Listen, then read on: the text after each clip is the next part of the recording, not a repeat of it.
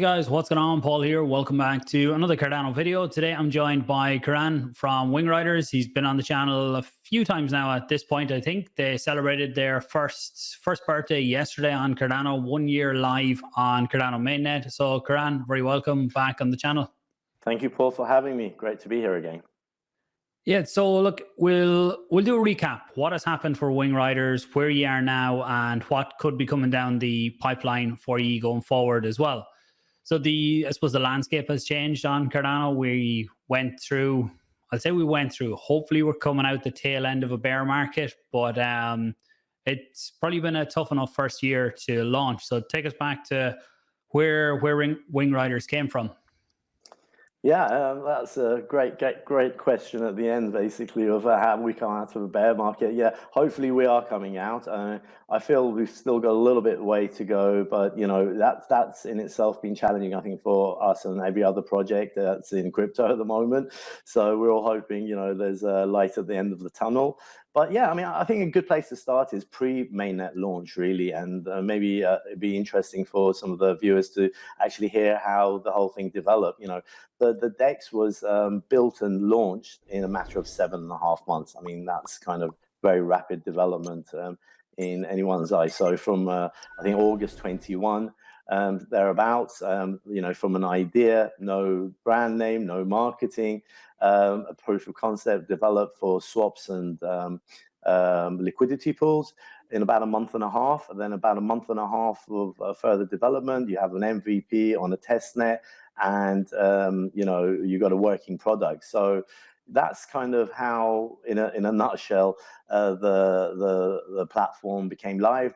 Obviously, it was in stealth before December 21, and then with the testnet and everything, the actual platform was visible to everyone.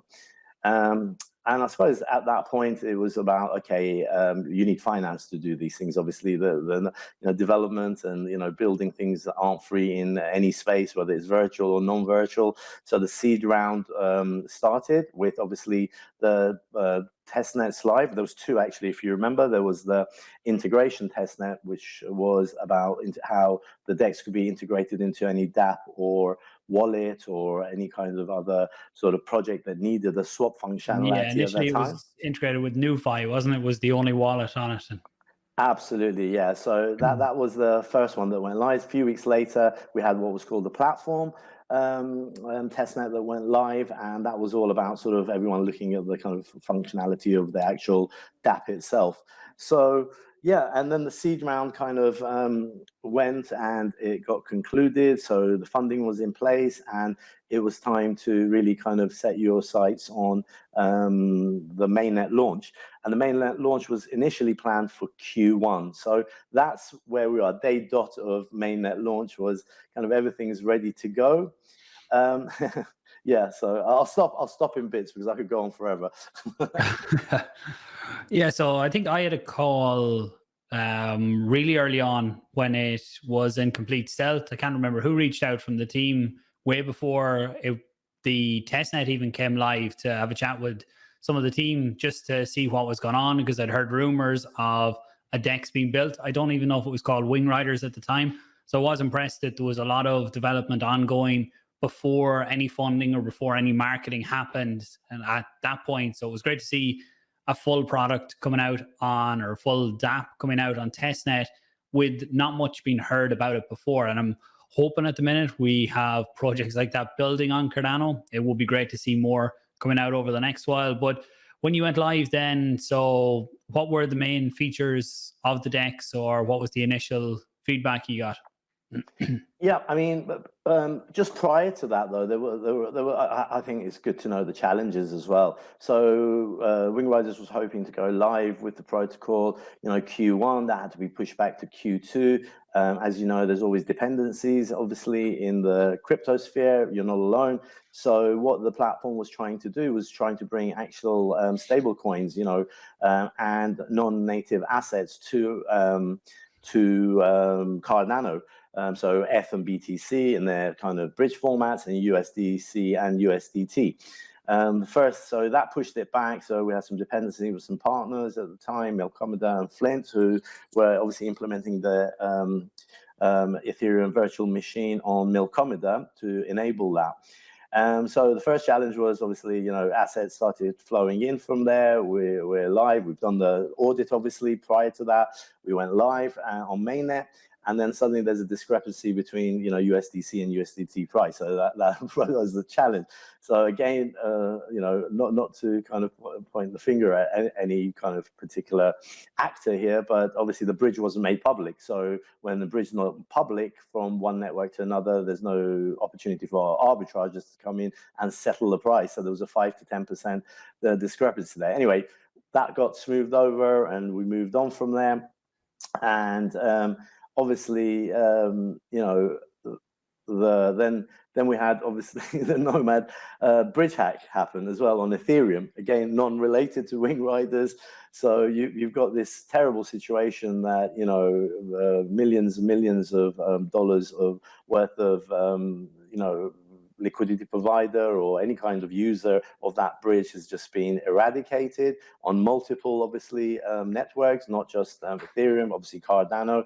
We were one of the first sort of, if you like, adopters of the bridge and hoping to bring some innovation and obviously some good to Cardano in that sense. And then suddenly, obviously, some of the liquidity providers and people who were bringing assets got caught up in that. The project itself also, that, imagine, like, you know, right at the start, kind of presented very interesting challenges, you know, suddenly going from the #1 DEX and you're no longer the #1 DEX. What do you do? Well, what Wingriders did is what you were kind of alluding to, is keep developing and, you know, try and just keep moving forward. And that's really what you can do as a project is, you have challenges, and this was a terrible challenge, obviously, for anyone protocol and for liquidity providers to face. But you know, move forward really, and from there the development never stopped. So yeah, that's kind of the first bits of the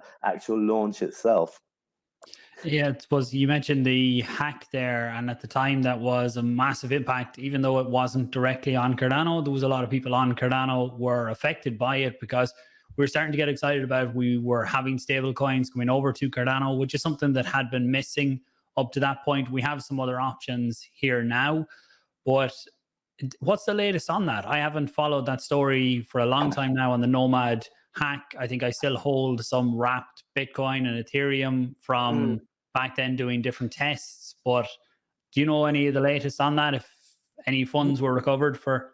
I think they were actually. The last announcement was a few months ago, if I'm not mistaken, that some of the funds were being returned. But I don't have the details on it. I'll be very honest, you know, of what happened. But obviously, the majority went. But I think a portion was recovered somehow or returned. But don't hold me to that. But yeah, it was just an announcement they made a few months ago, and just kind of not. Yeah, I think it's a few months since I tracked it. I just wasn't sure if there was anything on it. Thankfully for myself, I hadn't got a huge amount, just bits from testing in wallets, so I didn't keep track of it. But what was next then? So I can't remember. Did you launch with yield farming, or did that come after? Yeah, shortly after, you know, that came after. And I think one of the highlights, as I said, I won't go through everything, otherwise this will be a 4-hour recording. But I think one of the things that showed, I think, Wingriders' commitment to decentralization was the commitment to put all the auto stake, if you like, 100% of the ADA that were in the liquidity pools, which is 50% of the TVL of the actual platform itself, you know, always auto staked. Later, months later, it was then, first it was auto staked into, you know, delegated pools. Then later, the voting started by liquidity providers, which is another feature which I think was is still quite unique, where any liquidity provider that's providing ADA and something else, liquidity into any of the pools, can vote on where they want that kind of delegated to. And obviously that benefits the liquidity providers themselves. The other thing that's still, I think, quite good is from a security perspective, the Ledger and Trezor hardware support kind of support was really important, and direct sort of Android mobile integration, whereby you're kind of plugged into your Trezor and you're kind of, trading in a safe way via Bluetooth or cable, of course. So these are some interesting things. But as the actual DEX progressed, and they're still within a year, I think Wingriders is still the DEX that has the most amount of returns for one liquidity provision. So I'm not going to go through it, but essentially there's 6 ways you can gain on the platform by one liquidity provision. So you put ADA and the WRT, let's say, and then, that gets sort of pushed forward. You can get up to 6 types of gains on there. That's still something I think, it's very important for any of the listeners. Sorry, it went blank there. For any of the listeners to kind of, or viewers, I should say, to kind of bear in mind and give it a try. It's very interesting. And we've got this thing called a boosting vault. So once you've got ADA and another asset in there, you get obviously the fees, and then you've got your ADA stake. So you've got 2 there, and then you've got your LPTs. You move it to a farm. If it's a double yield farm, you've got 4 there, 2 types of gains there. And then the boosting vault itself, that gives you an extra boost, as it says, as the name suggests, in terms of your gains. So, and the 6th comes from some of our early riders who had what we call early rider FTs, fungible tokens, and as a badge of kind of, respecting their loyalty at the beginning, they were given out, and if you have those, you get an extra boost. So I'm not sure of any other platform at the moment in Cardano or any other space that has that many returns, for its users. Yeah, actually, just to touch on the voting for pools. So anyone who holds liquidity on the platform, so if I have ADA WRT, I have in a liquidity pool, I then can vote on where the ADA in that pool gets delegated. What's the mechanism around that? I can't remember now offhand. Is there a certain percentage of liquidity providers has to vote to actually change? There's a threshold and stuff like that, 25%. So once that vote goes through, the rest of the ADA, obviously, if other liquidity providers didn't vote, goes into that delegated pool. So that's the mechanism. But there's docs and stuff in there. So feel free to, any of the listeners want to kind of understand it a little bit more in depth, they can look at that. But I mean, that's a very unique feature. And from day one, every bit, even though it wasn't voted on day one, it was auto staked, and later that voting mechanism came in. It was always there for the users, so they never actually lost out on the gains. Obviously, it depends on the pools. We've got lots of Medium articles about this. I wrote a recent one regarding, kind of how the mechanisms work, what the costs are. So, liquidity providers really understand when they're staking that there are costs involved, obviously, with the pool operators as well. Yeah, and I suppose it's a good way for people, if they are providing liquidity, if there's certain stake pools they want to support out there, then they can still do that by voting on the platform. So since we last talked, is there anything new happening on the platform, or anything that you want to put out there for people? Yeah, I've got some more of the story. So we're going here and there. So I'll just highlight. So we launched. The public sale is now imminent. Obviously, again, it was done through 4 different sort of sales channels. This was again voted by the community. There was no DAO then, and the 3 IDOs that were selected, and obviously the IDO platforms were all selected by the community, and the whitelist kind of ICO that was done by the DEX itself. And that was again after multiple months of mainnet kind of being live, and the tokenomics obviously of it being clear. Now, the other thing you mentioned that I have to highlight, all of this was always done with delivery first and marketing later.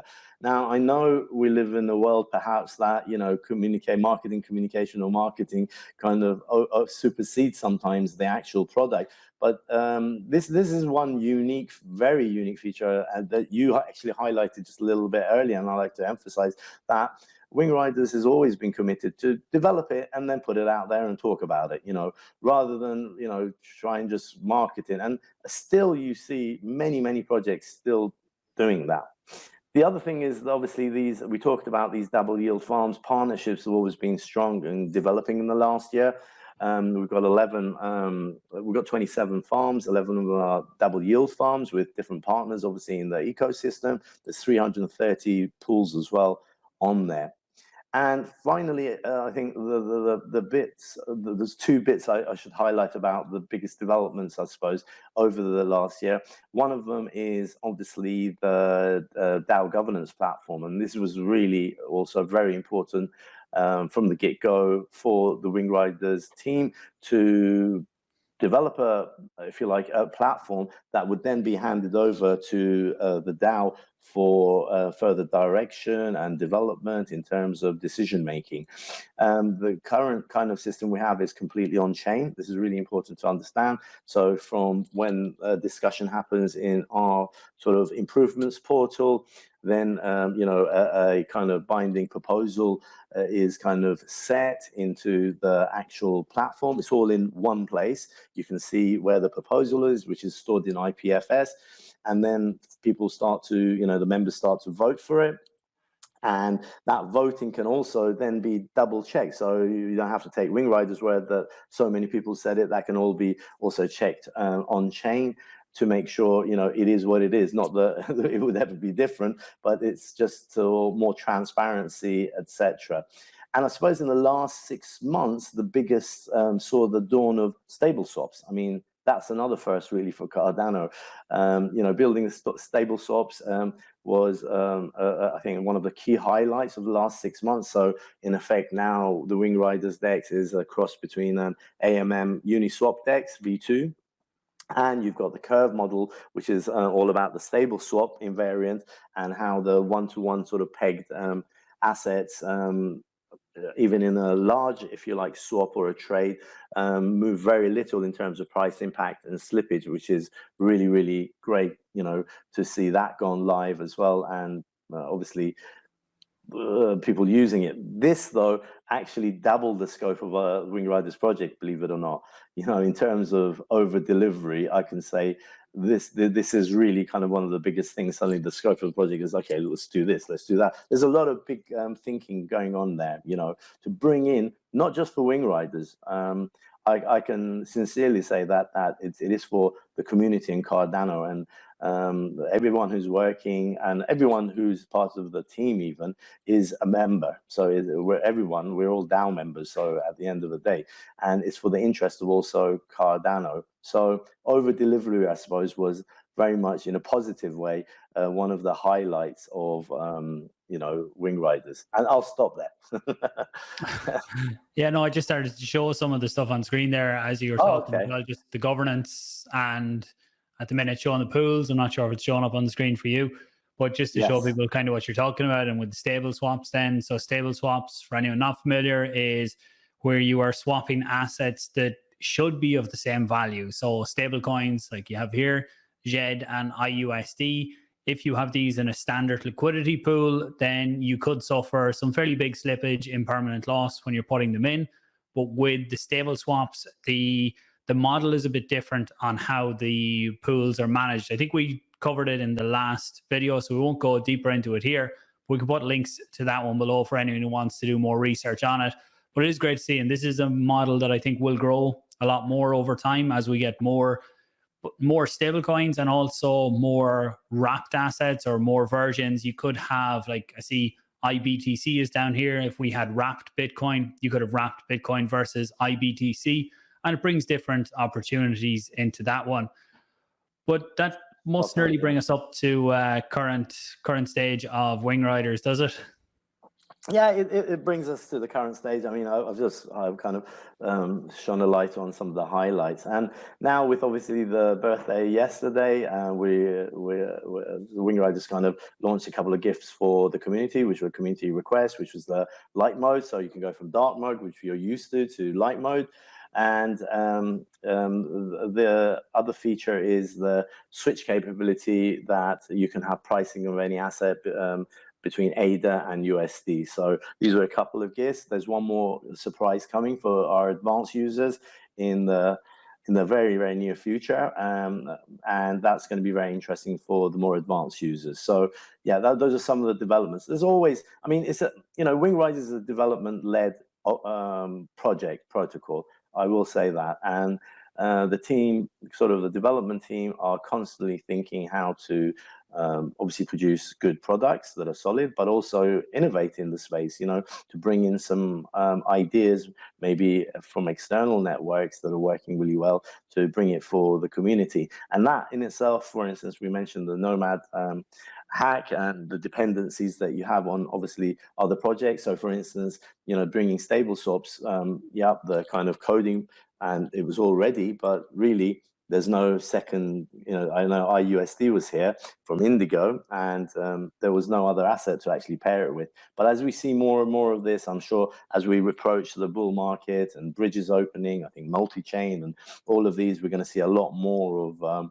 these types of innovations and creativity. Yeah, actually, just Multichain, I've heard from a few different people, they are building a bridge, a full bridge for Cardano, but I haven't heard any of the latest on that, on timelines. Have you heard anything your side? Nothing that I can kind of corroborate, really. No, I wouldn't hold back, really. I know they're working on it hard. I think the integration is not easy.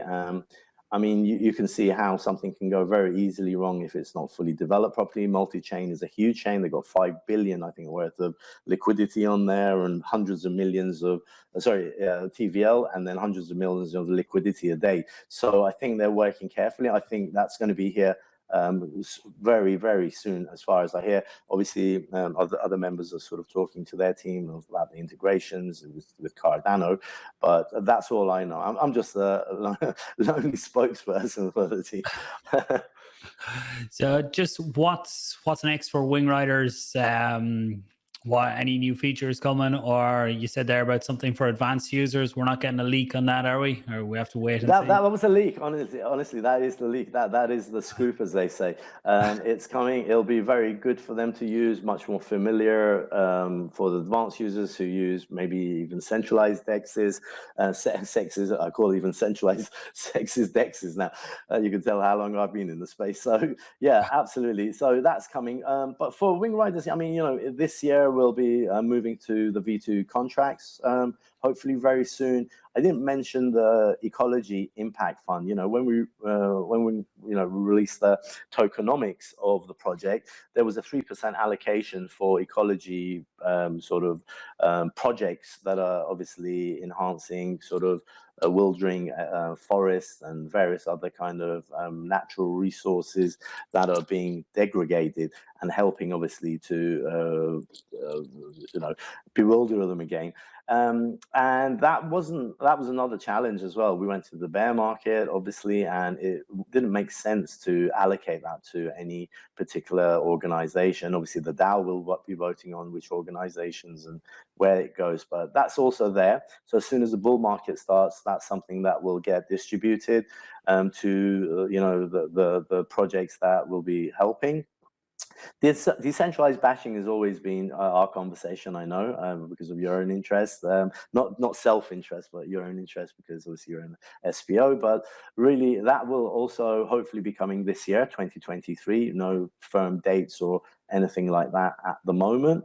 And just continuing development. There are some other discussions which obviously will be ratified by the community, I suppose, and which are not currently even in the roadmap. And once the DAO is very happy to move forward with that and give it direction, there's some other surprises, I can say, that will be discussed, but nothing binding. And I will be back again with you discussing those, I'm sure, shortly.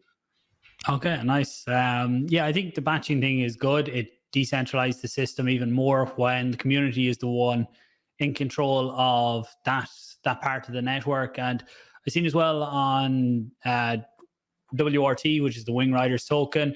Are you going to be allowing people to pay fees in WRT token at some point? Did I see that on the roadmap as well? That's right. Yeah. That's also in the roadmap, as you said. So paying by that, so it's advantageous for sort of obviously getting demand for the token and getting held, because it'll be locked, I presume. That will help obviously have less in circulation. Yeah. But you can rest assured, this year is going to be even more exciting, and hopefully we'll have more innovations and developments for the users and Cardano as a whole, because that's always been a goal as well, not just the project itself. Yeah, so developing in a bear market, Wingriders aren't stopping anytime soon. You haven't run out of roadway to build on. Yeah, absolutely. Yeah, keep it going. Yeah, full steams ahead. Nice. So anything else we've missed today, kind of past, present, or where things are going into the future? No, as you said, the development's going to be thick and fast, going into the hopefully bull market, things will be even better. So I'd ask everyone sort of viewing this video to come and kind of join the journey, come and check it out yourself.